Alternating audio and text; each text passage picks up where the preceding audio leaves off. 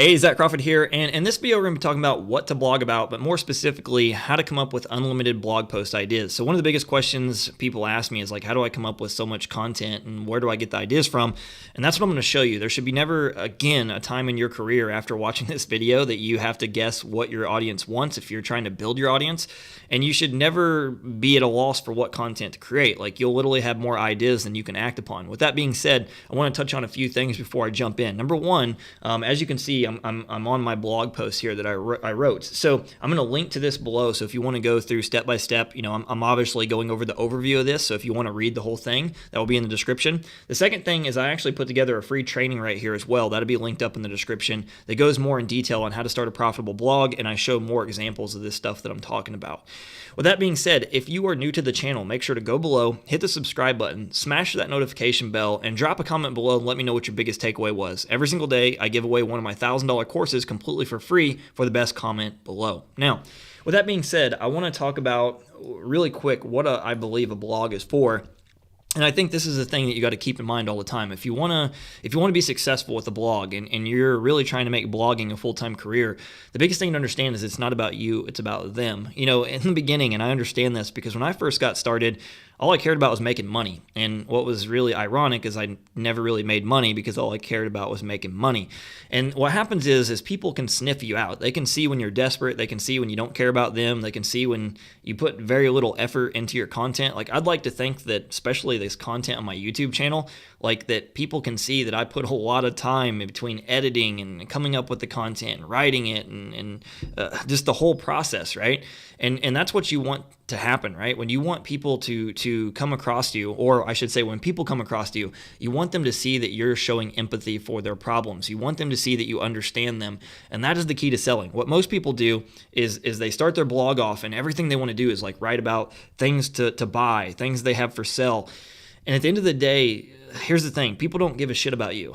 Like, sorry to be point blank, but it's true. They are subscribed to WIFM. What's in it for me? I learned this years ago, right? In the beginning, people don't care about you till they see that you care. That's something you should probably write down. Once they understand that you care about them, then they start to actually care about what you're doing in your life. What's interests you? What are your hobbies? What are the things that you do maybe with like your family or if you have children? But in the beginning, they don't care about any of that stuff. And a lot of times I see newbie bloggers make the mistake of trying to write about their personal life and things they care about and their interest, and they're mixing it in with their business blog, like whatever their niche is, right? They're trying to specialize in a specific industry, but they mix all this stuff in there and people don't care about that stuff yet because they don't know them. So in the early days, your content really needs to be focused on them, their problems, their struggles, the things they're trying to learn, their interest. When you do this, what happens is selling becomes very easy because you built trust. Trust is the number one selling mechanism, in my opinion. And once somebody trusts you, like, you literally can just recommend a product and they buy it because they care about you, they like you, and they feel like you're a friend. That's more important in the beginning stages when you're trying to build your audience than just trying to create content to make money. Now that we've got that out of the way, right? I'm going to scroll on down here a little bit, and I want to talk about the 3 different types of content that you want to focus on. So I'm going to walk you through through this process, but once again, it'll show you more like the images of how to do all this on the blog post. But number one is content people actively search in Google or YouTube. So I really focus on 90% of my content for search traffic. And even though I focus my content specifically for people, like, you want to always think about this. This was a mistake I made in the early days. I did a lot of what's called search engine optimization. That's the process of ranking things at the top of Google, right? And this is important. You want to SEO optimize your content, whether it's videos, it's blog posts, but you don't want to create the content where it's just like keyword stuffed. And a lot of people make that mistake. Like, when I say that I focus on content people are searching for, I don't mean like just stuffing keywords all throughout the content hoping it's going to rank. It's good to optimize the content, but you need to create the content for people first and search engines second. So what I mean by this is that things that people are actively typing in. An example of this, like what to blog about, how to come up with blog post ideas, what should I blog about in this industry, anything like that. Things that people are specifically typing in, Those are the things you want to create content around. Now, before we get started, one of the things I wanted to point out, I'm trying to find it here as I'm looking, you want to get Google Drive. Now, this is completely for free. It's not something you have to pay for, but it's a tool that I use like every single day. If you look up here, like in my browser, you can see my Drive. So all you need is a Gmail account. Once you have a Gmail account, you literally can access Google Drive for free. And it allows you to create things like Excel spreadsheets, Microsoft Word documents. Now, it's not actually Excel and it's not actually Microsoft Word, but it's their version of it. So for me specifically, I use Mac, so I pretty much use everything in Google Drive. What I do is I create a chart in there to keep track of my content that I want to actually create. So here's how I create content. Here's how I come up with unlimited content ideas. I'm lazy. No, that probably wasn't what you were expecting to hear, right? What I mean by lazy is that a lot of people focus their efforts on like tools and tactics and trying to find the best keywords to write content around. When I say I'm lazy, I mean I work smarter, not harder. So instead of spending hours and hours trying to find the perfect keyword to write content around, like most people, I reverse engineer my competitors. I learned this years ago from Tony Robbins. He said, if you want success, model people that have already got success and you can expect close results. And so that's what I do. Everything I do, I let my competitors figure out the hard work by creating the content, especially if I'm going into a new niche industry that I don't know a whole lot about. I'm going to go figure out what content they're creating. What are the topics they're writing about? I'm going to look at their content in detail. Like what are the people commenting on the blog post or the videos they're creating? And I'm going to figure out how to create a better piece of content by doing that. So that's why you want Google Drive, because as we go through this process to find all these content ideas, you want to keep notes of these. So that way you have like literally like right now, I probably have like 2,000 pieces of content like saved in my Google Drive file. Like I got more content than I have time.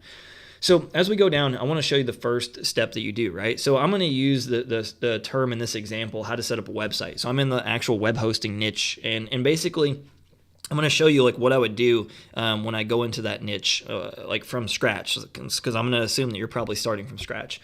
So what I would do is I'd first go to YouTube. YouTube is my favorite search engine, even though I like Google. I prefer video any day of the week over written text. However, people still digest written text, so don't think it's not necessary.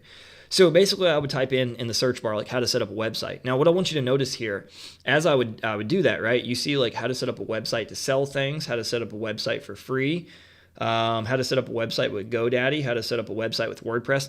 These are all terms that you would want to note down. And these are terms that you would want to create your own pieces of content around. Like I would create a video on every one of these. How to create a website to sell things, that would be a video or a blog post. How to set up a website for free, that could be a video or a blog post. How to set up a website with WordPress, that's the specific software to build your website. I would do videos on every one of these. So I would note down these search terms in my Google Drive file. Now, the next step I want to do is like, say I clicked on the how to set up a website, the actual, search phrase, right? What's going to happen is it's going to display, the top 3-5 videos. I mean, obviously it displays more than that, but I like to look at the top 3 to 5 and look for the ones that have tons of views. That usually gives me an indication that probably the channel knows what they're doing, and what I'm going to do is I'm going to click on their channel. So you can see like right here, the guy's name is Tyler Moore. He's really big in this niche. And of course, like on there, I would click on his channel and I would go look at what he's doing. Now, once I click on his channel, it's going to bring me to, like his channel page, right? And what I'm going to do at this point is I'm going to click videos. What this is going to do is going to take me to all the videos he's ever created on his channel. Now, the next step, once you get to the video page, is you want to go over here where it says sort by. You can see like right here on the actual image where it says sort by, and you want to select most popular. Once you do that, what it's going to do is show their videos that got the most views. Now, this is going to tell you two things. One, when you look on the videos, you're going to see comments, like lots of them. You're going to get ideas for the content to create better. Like for me, one of the most valuable pieces of real estate on content is the comments and engagement. Like even though I'm looking at like what the competitor has created and like what's their video like, what have they done, I'm more concerned with the comments of what people are saying. What did they like? What did they not like? This gives me ideas of how to create a better piece of content than what my competitor did. But as you see right here, we can see how to make a blog step-by-step for beginners, how to make a website step-by-step, how to make a WordPress website. So that was one of the terms we've seen earlier. How to create an online store for e-commerce. So people that are looking to start an e-commerce store. You see these are all individual video topics that you would want to create. These are all individual blog posts that you'd want to create. So what you want to do is you want to note down all these. Like I would go to the video, I'd take the link, and I would save it in my Google Drive file along with the actual title. This is going to allow me to refer back to that later when it comes to the point of creating the content. Now, what I want to do is do this for the top 5 competitors in my niche. I'm not just going to do this for like one person. I'm going to go look at 4 or 5 channels on YouTube of people that are really, really big, and I'm going to have unlimited ideas there. Like, they're going to figure out all the topics that people care about, all the things that I should be creating content around as well. Now, before you start thinking, oh, we're just rehashing content, I'm going to share with you the process of how to create a better piece of content, or how to create a better mousetrap, as like people like to say. Now, the next thing we want to do is we want to go to Google, right? And we're going to do the same thing. We're going to use the broad keyword, how to set up a website. Now, it works the same way. And what this is called is YouTube Instant and Google Instant. And so when we go to Google and we type in this, you're going to see the same process, right? How to set up a website. And what you're going to see here is a drop down. It's going to have the same thing. These are terms that Google thinks that you want. You know, this is why I don't really use keyword tools as much. I do use keyword tools, but this is the first thing I do. And the reason being is my competitors have figured out the hard work. This saves me like $100 a month on a keyword tool. So you see right here, Google knows what people are searching for. They know people that are in this niche and the things they're searching. And their whole goal, so you understand with Google, is to end search. They don't want you to spend an hour on Google trying to find what you want. They want like right away, almost the first result on Google, the first thing that you type in, that's what you're looking for, so they can solve your problem. Otherwise, you'll go to another search engine. So this is what you want to do. You want to note those down. Now, once again, we want to find 2 to 5 sites, on the first page of Google for the terms that we're looking at, and we want to go check out their websites. We want to note down the blog posts that we like. We want to note down the titles and topics they're using. We want to read the comments to see what people are saying. This is all very important so you can get ideas for content for yourself. If you find 2 to 5 of the top competitors, like literally you can have hundreds and hundreds of blog post content ideas that you're just not going to have to ever think about what to write about again. Now, something I didn't touch on in the actual article, and I want to touch on this now, is you can create the same piece of content, just a different variation of it, like a year from now. Like a lot of times people get caught up like, oh man, how do you just keep coming up with ideas? Like what if you do, 200 pieces of content over a year or two, and then what do you do then? You literally can recycle and make better versions of your old content because now your audience is bigger. And a lot of times those old pieces of content you created, they just helped you build momentum, but some of those won't even get seen. So you can do them again and do like an updated version, like a 2018 version or 2019 version, and people are going to love it. So after we do that for 2 to 5 sites, the next thing you want to do, so if you notice like right here, I typed in how to set up a website, right? But you would also want to scroll to the bottom of the search. So you scroll all the way to the end till it doesn't recommend any more websites. I think it's like 10 is how many they display on the first page. And you'll notice like right here, searches related to how to set up a website. So anytime you type something in, what's going to happen is it's also going to have related searches. So these are kind of like the Google Instant that drop down. It's going to be related searches they think that you're interested in. How to build a website from scratch. I want a website for my business. How to create a website free of cost, how to design a website. These are other searches they think are very relevant to what you typed in. And remember what I said, their goal is to end search as fast as possible. So these are keywords that you want to check out. You would click on each one of these keywords, you would go look at the different blogs or websites that are on that search. And for me, I'll spend a whole day doing this, literally. Honestly, I would say even spend a weekend. If you did that, you won't need to think about blog post ideas for probably the next 2 years. Like you literally could stockpile so many content ideas for your niche that you don't need keyword tools. You don't got to figure out what to blog about. You literally have all the answers right in front of your face.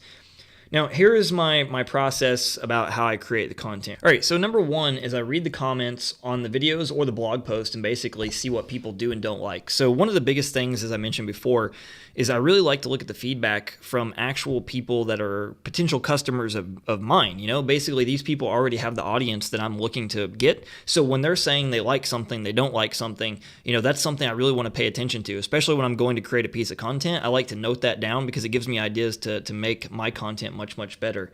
Now, the next thing I want to do is I want to research the top 3 or 4 videos or blog posts around the topic and take notes about what I do or don't like. So some of the things I'm going to find is like, okay, they don't go into details about many things. They don't use images to showcase what they're talking about. There's going to be several things that I'm probably going to find that I don't like, as well as things that I do.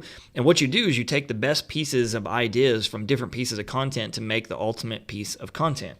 Now, the final one is basically just create a better piece of content from your research, which is basically what I talked about. For me, I usually like to inject my personality, so I'm a bit of a smartass. I like to make things more step-by-step or more detailed, especially if I see that people commented that they wanted more information and they didn't get clear on how to do something.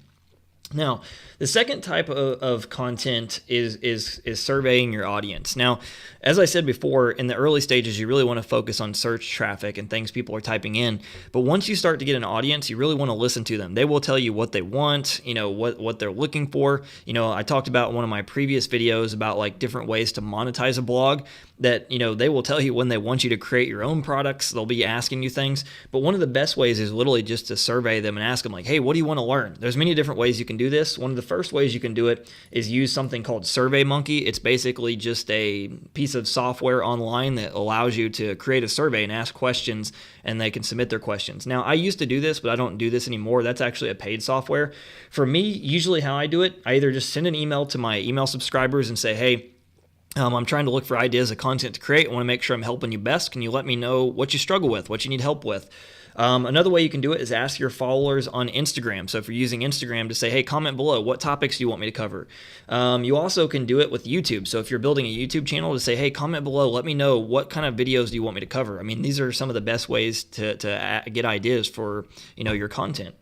Now, the next type of content is really probably you want to do about maybe 10 to 20% of this, and that's really just mixing it up and having fun. Now, this is really the last stage of content I would create. Now, I do stuff like this now, but in the early stages, I learned really quick, as I said, until people understand that you care about them, they don't care about you.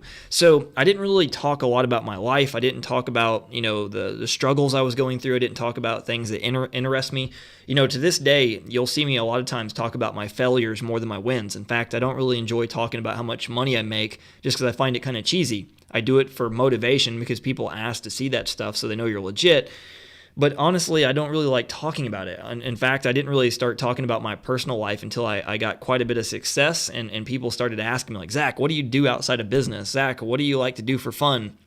And that was when I started mixing that stuff in. So here's some basic ideas of what you can do once you have an audience, once people start to want to know a little bit more about you. Just as I said, what do you like to do for fun? So what are some of your hobbies? What are things that interest you? What is your life story? So you can see on my channel, I actually have a documentary about my life. That was an idea from one of my business coaches, because he said like, man, you have a powerful story. You literally got hit by a drunk driver, massive debt and depression, and look what you've done now. Like that should inspire people. So I created that just because of the fact that honestly, I don't really like talking about how I started and I was depressed and wanted to kill myself and was in massive debt. It's really a dark time in my life. So it's so much easier just to create a video and say, hey, you want to learn about me? Go watch that. In fact, to this day, if I meet people in public and they want to know like how I made all the money and how I got success, I'm like, here, just watch this video, because I don't like the questions. That's just personal there. Write a post about all your failures, self-doubts, and struggles you went through. So obviously, when you're first starting, you don't want to talk about how, you have doubts all the time for the most part, and how you constantly struggle with everything, and how maybe your mindset is horrible and you're doubting that your business is ever going to succeed, or you doubt that you're going to lose the weight. Like if you're in the weight loss niche and you're actually going through the transformation, it could be powerful to a certain degree, I guess, because people feel like they're like you.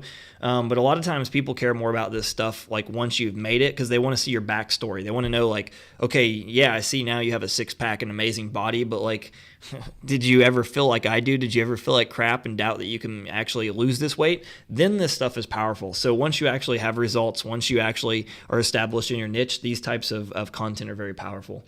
What is something you stand for, or basically you hate in your industry? So for me, one of the things that I really hate is the people that preach the laptop lifestyle. Now, if you're one of those people, sorry, I don't like it. And the reason being is, I don't know about you, but I've actually lived in a tropical country where there's beaches everywhere, right? And I've never taken my damn Apple MacBook to the beach. And like when I go to the beach, I want to disconnect. So the last thing I want to do is think about getting sand in my Mac, So when people preach this laptop lifestyle, usually, and not everybody does it bad, but a lot of them make it like it's push button money. You don't have to put any work in order to get rich online. You just sign up to programs and that's it. And I hate that stuff because it really sets people up for failure. So what is something you stand for in your industry? What is something that you represent? And what's going to happen is when you do that, people are going to get behind you. They're going to be like, yeah, I hate that too. It really it makes people pick a side. Are they on your side, or are they on the side of the people that you don't really like, or the things you don't like? Now, another thing is, what are your future goals, plans, or aspirations? So I get asked this all the time, like what motivates me, what keeps me going, what do I care about, what do I want my life to look like in the future now that I've achieved all this.